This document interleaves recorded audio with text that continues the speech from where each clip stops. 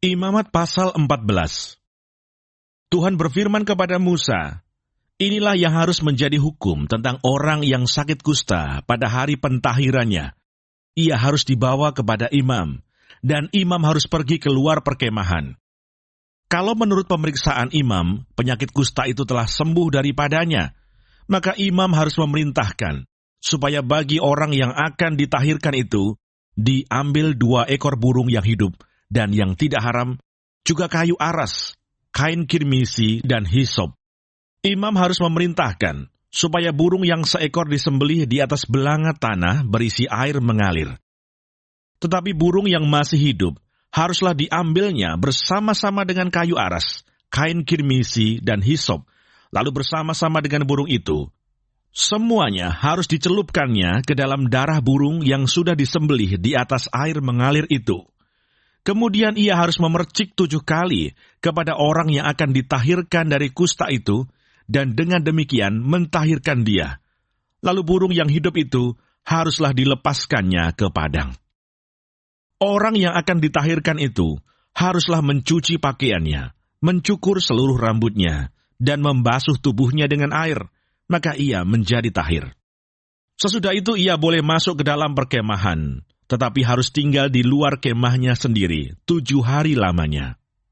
Maka pada hari yang ke-7, ia harus mencukur seluruh rambutnya, rambut kepala, janggut, alis, bahkan segala bulunya harus dicukur, pakaiannya dicuci, dan tubuhnya dibasuh dengan air. Maka ia menjadi tahir. Pada hari yang ke-8, ia harus mengambil 2 ekor domba jantan yang tidak bercela, dan 1 ekor domba betina berumur setahun yang tidak bercela, dan 3/10 eva tepung yang terbaik, diolah dengan minyak sebagai korban sajian, serta 1 log minyak. Imam yang melakukan pentahiran itu harus menempatkan orang yang akan ditahirkan bersama-sama dengan persembahannya di hadapan Tuhan, di depan pintu kemah pertemuan. Dan ia harus mengambil domba jantan yang 1 ekor dan mempersembahkannya sebagai tebusan salah bersama-sama dengan minyak yang 1 log itu, dan ia harus mempersembahkannya sebagai persembahan unjukan di hadapan Tuhan. Domba jantan itu harus disembelihnya di tempat orang menyembelih korban penghapus dosa, dan korban bakaran di tempat kudus, karena korban penebus salah. Begitu juga korban penghapus dosa adalah bagian imam. Itulah bagian maha kudus. Imam harus mengambil sedikit dari darah tebusan salah itu, dan harus membubuhnya pada cuping telinga kanan dari orang yang akan ditahirkan, dan pada ibu jari tangan kanan, dan pada ibu jari kaki kanannya. Imam harus mengambil sedikit dari minyak yang 1 log itu, dan menuangnya ke telapak tangan kiri imam sendiri. Ia harus mencelupkan jari kanannya ke dalam minyak yang di telapak tangan kirinya itu, dan sedikit dari minyak itu haruslah dipercikkannya dengan jarinya 7 kali di hadapan Tuhan. Dari minyak selebihnya imam harus membubuh sedikit pada cuping telinga kanan orang itu, pada ibu jari tangan kanannya, dan pada ibu jari kaki kanannya, di tempat mana darah tebusan salah dibubuhkan. Dan apa yang tinggal dari minyak itu haruslah dibubuhnya pada kepala orang yang akan ditahirkan. Dengan demikian imam mengadakan pendamaian bagi orang itu di hadapan Tuhan. Imam harus mempersembahkan korban penghapus dosa, dan dengan demikian mengadakan pendamaian bagi orang yang akan ditahirkan dari kenajisannya. Dan sesudah itu, ia harus menyembelih korban bakaran. Kemudian imam harus mempersembahkan korban bakaran dan korban sajian di atas mezbah. Dengan demikian imam mengadakan pendamaian bagi orang itu, maka ia menjadi tahir. Tetapi jikalau orang itu miskin dan tidak mampu, ia harus mengambil domba jantan 1 ekor saja sebagai tebusan salah untuk persembahan unjukan, supaya diadakan pendamaian bagi orang itu, juga 1/10 eva tepung yang terbaik, diolah dengan minyak untuk korban sajian, dan 1 log minyak. Dan lagi 2 ekor burung tekukur atau 2 ekor burung merpati, sekadar kemampuannya, yang 1 ekor harus menjadi korban penghapus dosa, dan yang 1 ekor lagi menjadi korban bakaran. Pada hari yang ke-8, ia harus membawa semuanya untuk pentahirannya kepada imam, ke depan pintu kemah pertemuan di hadapan Tuhan. Kemudian imam harus mengambil domba tebusan salah dan minyak yang 1 log itu, lalu imam harus mempersembahkan semuanya sebagai persembahan unjukan di hadapan Tuhan. Ia harus menyembelih domba tebusan salah, dan imam harus mengambil sedikit dari darah tebusan salah itu dan membubuhnya pada cuping telinga kanan orang itu, dan pada ibu jari tangan kanan dan ibu jari kaki kanannya. Dan imam harus menuang sedikit dari minyak itu ke telapak tangan kirinya sendiri. Lalu sedikit dari minyak itu haruslah dipercikkan oleh imam dengan jari kanannya 7 kali di hadapan Tuhan. Kemudian imam harus membubuh sedikit dari minyak itu pada cuping telinga kanan dari orang yang akan ditahirkan, pada ibu jari tangan kanannya dan pada ibu jari kaki kanannya, di tempat mana dibubuhi darah tebusan salah itu. Dan minyak selebihnya haruslah dibubuhnya pada kepala orang yang akan ditahirkan, supaya diadakan pendamaian bagi orang itu di hadapan Tuhan.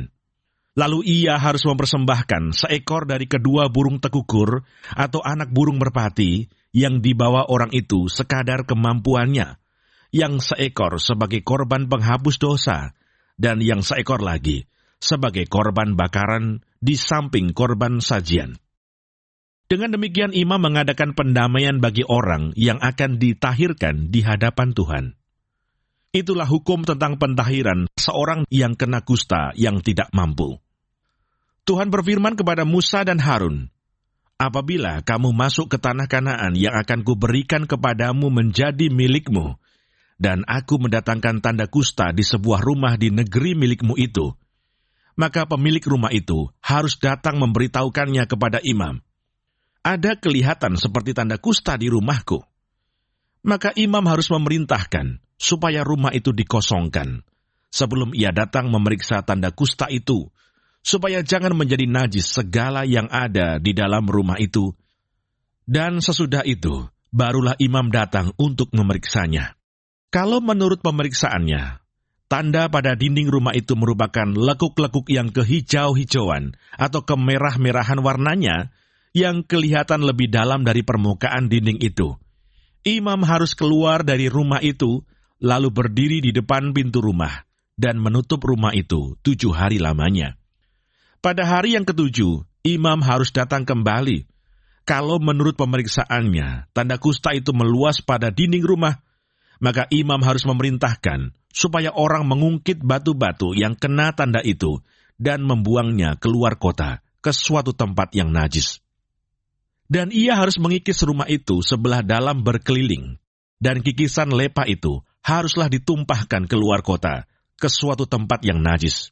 Dan orang harus mengambil batu-batu lain, lalu memasangnya sebagai pengganti batu-batu tadi, dan harus mengambil lepa lain dan melepa rumah itu. Tetapi jikalau tanda itu timbul lagi di dalam rumah itu, sesudah batu-batunya diungkit dan sesudah rumah itu dikikis, bahkan sesudah dilepa lagi, dan kalau imam datang dan menurut pemeriksaannya, tanda itu meluas di dalam rumah, maka kusta ganaslah yang di dalam rumah itu, dan rumah itu najis.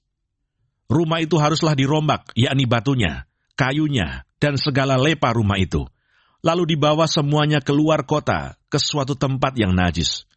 Dan orang yang masuk ke dalam rumah itu selama rumah itu ditutup, menjadi najis sampai matahari terbenam. Dan orang yang tidur di dalam rumah itu haruslah mencuci pakaiannya. Demikian juga orang yang makan di dalam rumah itu haruslah mencuci pakaiannya. Tetapi jikalau imam datang dan menurut pemeriksaannya, tanda itu tidak meluas di dalam rumah itu sesudah dilepa, maka imam harus menyatakan rumah itu tahir karena tanda itu telah hilang.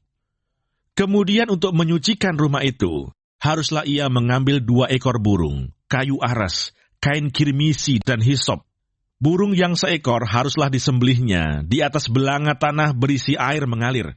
Lalu ia harus mengambil kayu aras dan hisop, kain kirmisi, dan burung yang masih hidup itu, dan mencelupkan semuanya ke dalam darah burung yang sudah disembelih dan ke dalam air mengalir itu. Kemudian ia harus memercik kepada rumah itu 7 kali. Dengan demikian, ia harus menyucikan rumah itu dengan darah burung, air mengalir, burung yang hidup, kayu aras, hisop, dan kain kirmisi, dan burung yang hidup itu harus dilepaskannya keluar kota ke padang. Dengan demikian ia mengadakan pendamaian bagi rumah itu, maka rumah itu menjadi tahir. Itulah hukum tentang setiap penyakit kusta, kudis kepala, tentang kusta pada pakaian dan rumah, tentang bengkak, bintil-bintil, dan panau, untuk memberi petunjuk dalam hal najis atau dalam hal tahir.